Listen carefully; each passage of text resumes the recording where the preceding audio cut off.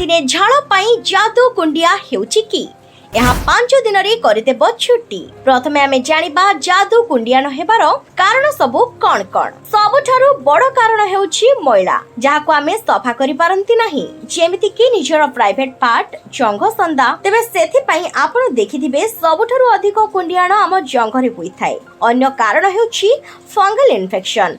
एहार अर्थ अन्य केउ व्यक्तिर साबुन किबा टावल को व्यवहार करिबा। अन्य टावल साबुन व्यवहार कले काछु कुंडिया होई थाए। जेउठी काछु कुंडिया होईचे सेही स्थान रे बार बार साबुन लगाइबे नाही। आज आमे आपनकु एमिति गोटिए घरोई उपाय कहिबो, जाहाको आपण किछि दिन व्यवहार करिबा परे मूलरु काछु कुंडियान शेष होईजिवो। सेथि पई आपनकु नेबाकु पड़िबो गोटिए कंचा अमृतभंडा। कंचा अमृतभंडा आपनकु बहुत शीघ्र मिलिजिवो। अमृतभंडारे एंटीबैक्टेरियल तत्व रही थाए, जहा आपनकर काछु कुंडियान जादू पाणीकंदा को ठीक करि पारे। अमृतभंडार चोपा को छड़ाई नेबे। अमृतभंडार चोपा को एठी प्रयोग करिबार नाही, केवल अमृतभंडार संस को प्रयोग करिबार अछि। जदि आपण जादू कुंडियान पई अनेक जिनिस व्यवहार करि करि थकी पडिछंती, तेबे एहार व्यवहार निश्चय करंतु। अमृतभंडार चोपा छड़े सारिला परे ताकू मझिरु दुई फाळ करि नियंतु। तापरे अमृतभंडार मंजी सबु काढी नियंतु।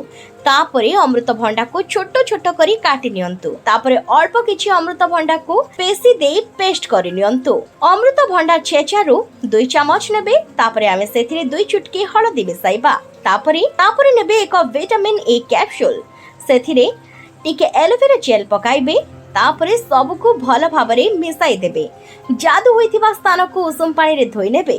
तापरे परिष्कार कपड़ा रे धोई नेबे। एही अमृतभंडा पेस्ट को सही स्थान रे लगाइबे। देखिबे जादू कुंडियान पाणीकंदारु आपण माने रक्षा पाइबे पूरा पूरी।